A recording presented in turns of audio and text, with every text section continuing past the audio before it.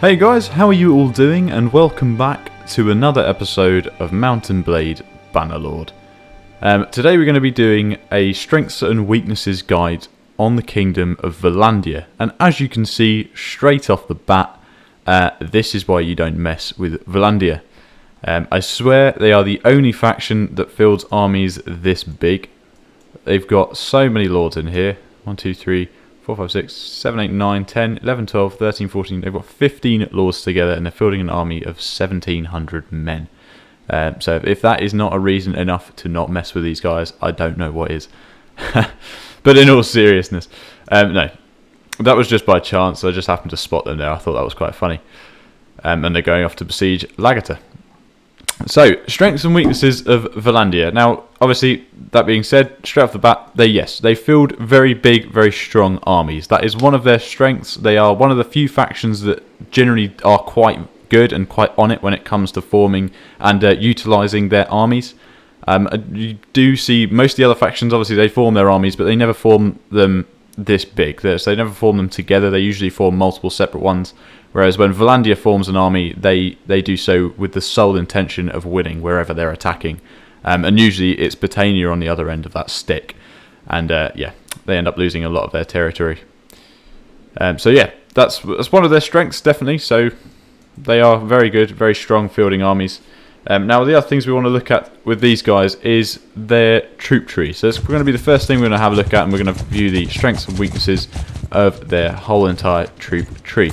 Now, one of the best things, and probably the best thing that the Vlandians are good for, is sieges. And that's not because they can field huge armies and take wherever they want through arms of number.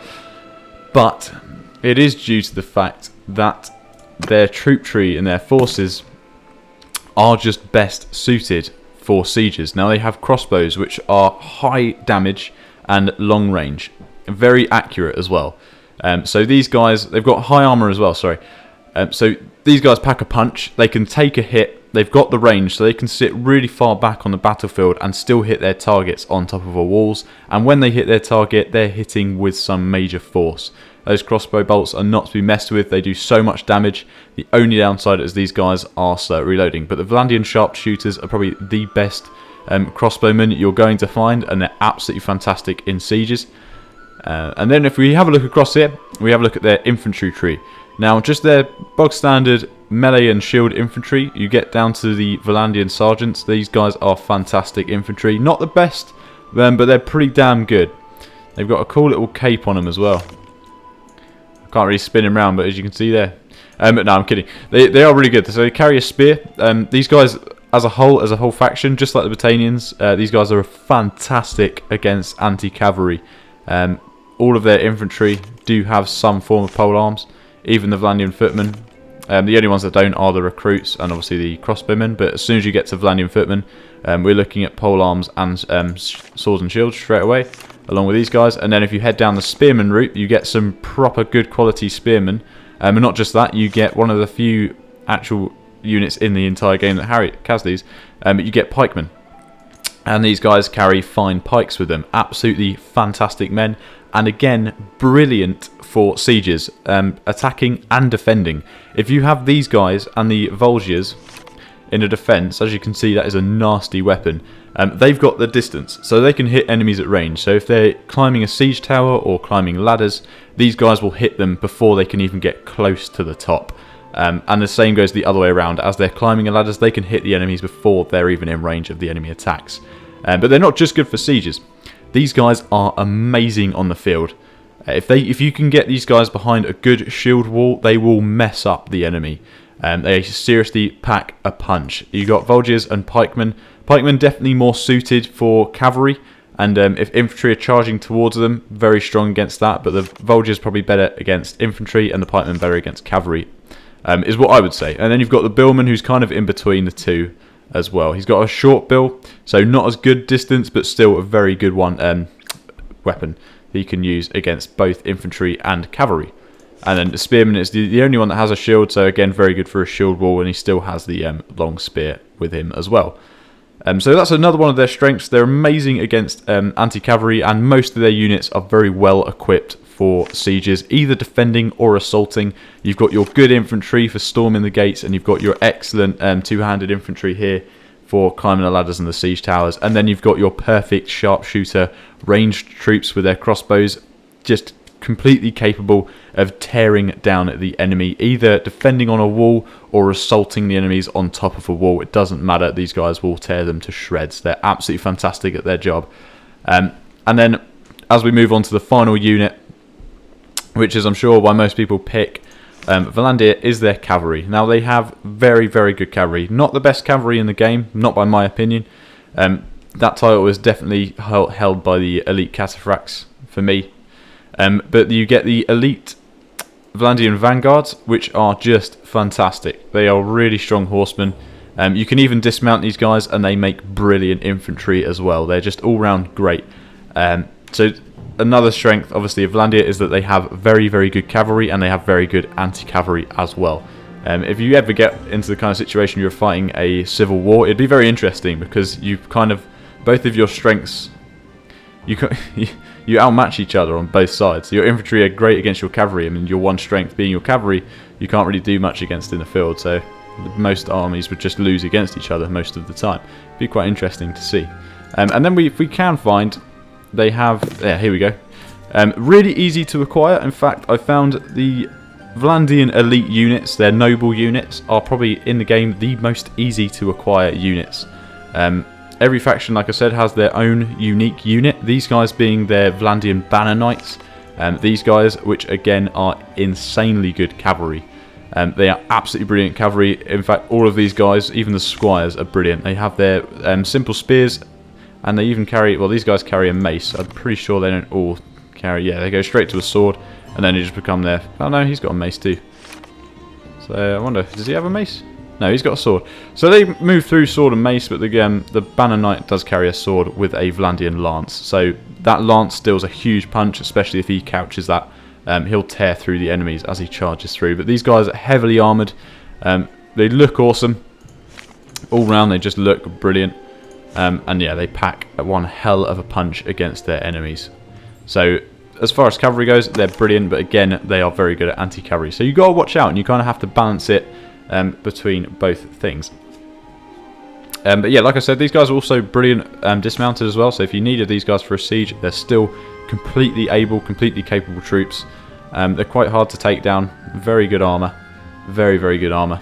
And good weaponry as well. Not poor quality at all. But yeah, that's the strengths of their troops.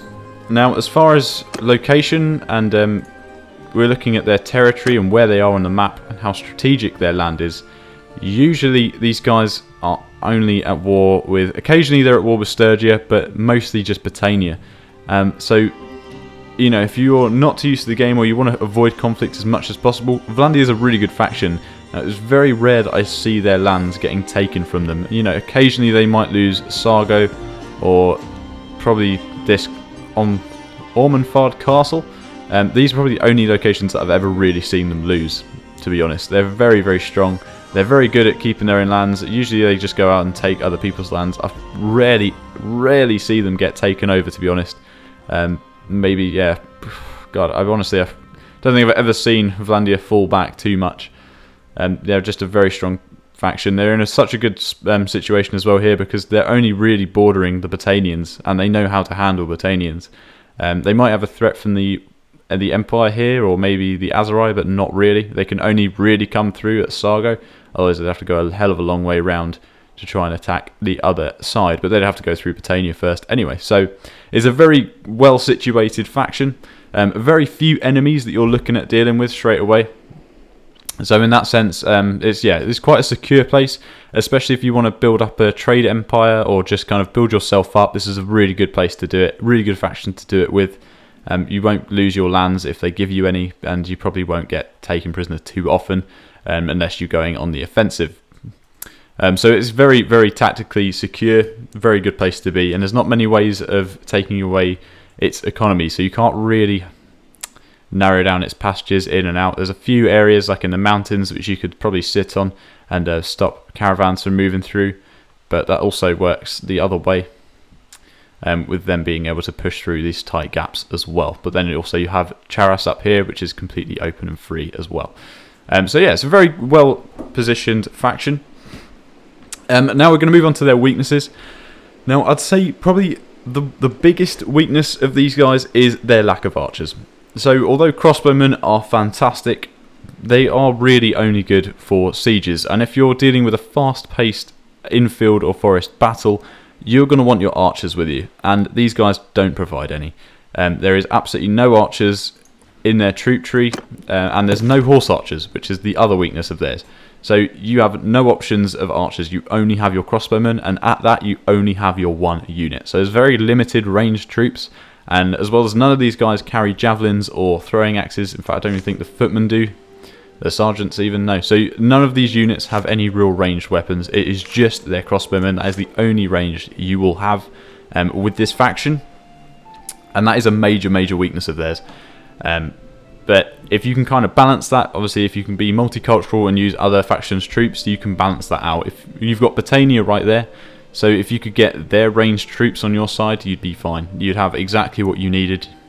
But yeah, their lack of bowmen really does it does bring them down quite a bit, and it makes them quite easy to defeat in the field because they have that lack of bowmen. Obviously their sharpshooters do a lot of damage, but they're very slow at reloading, so it does bring them down a little bit, and they're probably better off as infantry once the enemy gets too close to them.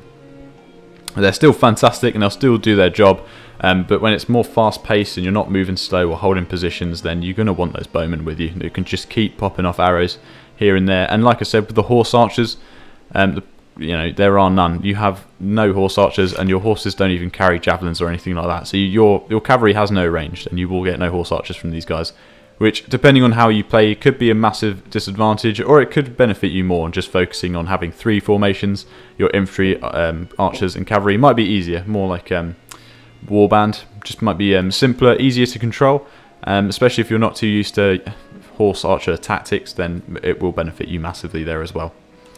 And that being said, along the sides of cavalry, although this faction has really good cavalry, it is really difficult to actually buy horses throughout this faction. There are very few villages that produce them, and as you go into the cities as well, it will be quite hard to actually find horses, especially war horses as well.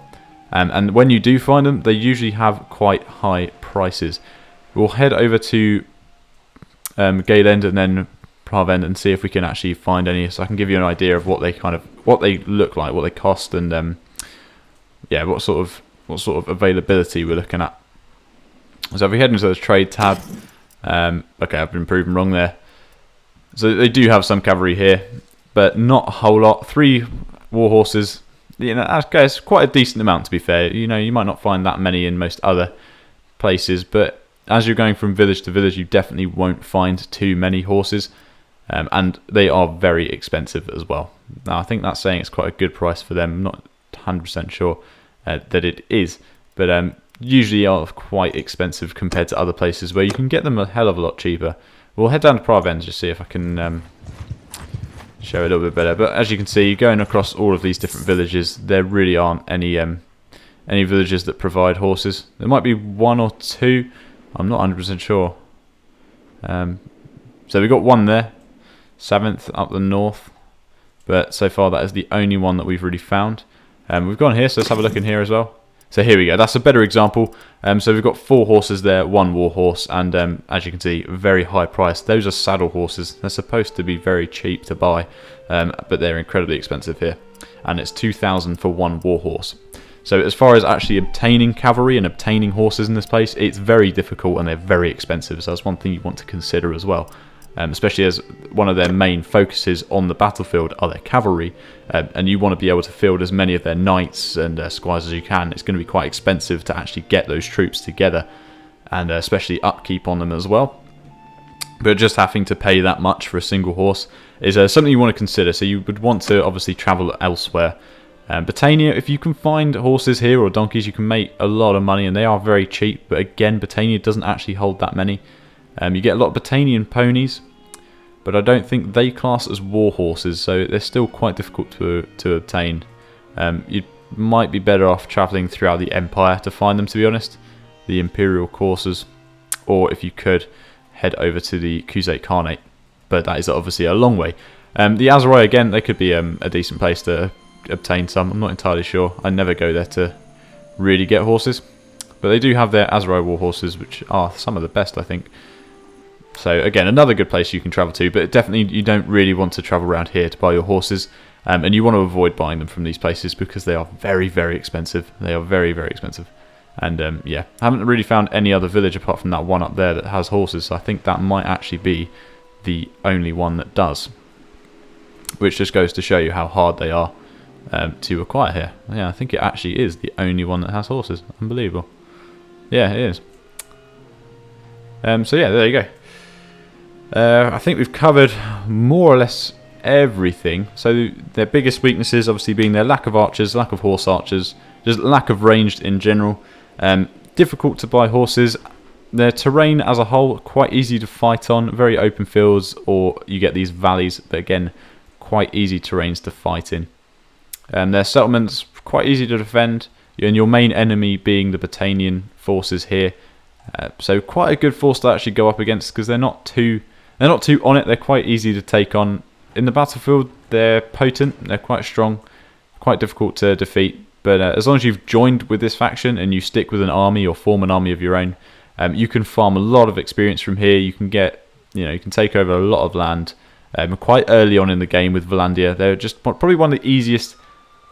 Maybe not the easiest, maybe like the Empire being the easiest because they're so well balanced for the new player. But Vlandia, if you wanted to go for a different kind of culture, this is probably the second easiest one that you could go with for a start. And definitely have a lot of fun with these guys because they are very interesting and very strong as a whole.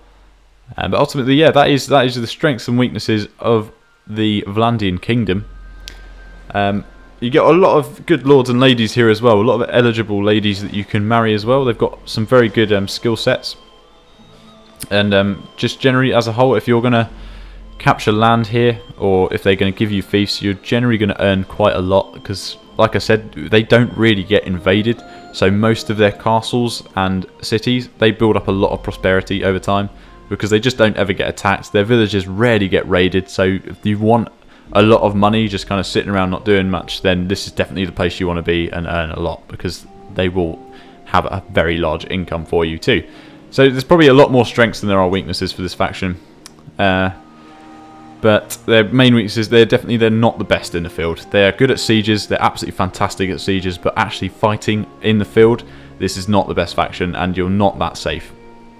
So you really want to kind of learn your tactics around these guys and pick your enemies quite well.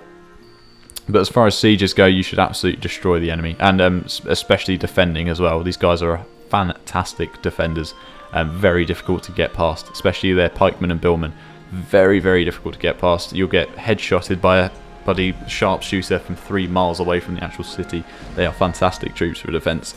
But yeah, that's their main strengths and weaknesses for this faction, honestly. I can't really think of anything else to mention about these guys for the moment. I feel like there is one more thing for their weak side, but I really can't think of what it is right now.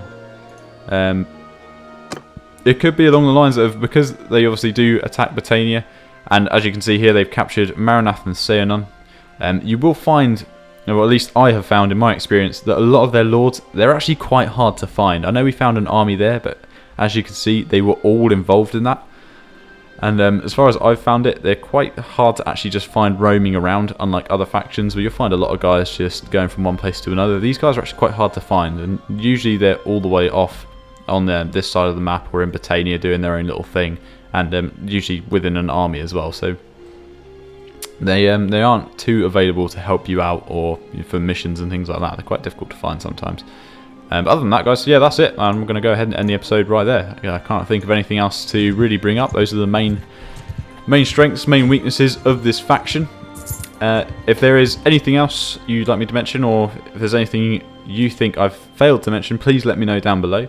If you've got any tips, suggestions, comments, anything like that, please leave them down in the comments below, and please make sure to go ahead and join the Discord server as well. The link is in the description down below. So yeah, make sure to go ahead and join that, and just message me on there, or send a message into the server just letting me know that you've joined, and we can have a chat in there as well and talk about this game or any other games, to be honest. I'm not too fussed. But otherwise, guys, yeah, make sure you subscribe as well if you haven't already. It just supports the channel out massively and keeps you notified when anything pops up, and it will be coming out every day. Otherwise, guys, I hope you enjoyed this episode. If there is anything else you want to see on this channel, please drop me a comment or a message and let me know. And otherwise, I'll see you in the next episode, guys. Have a good one. Goodbye.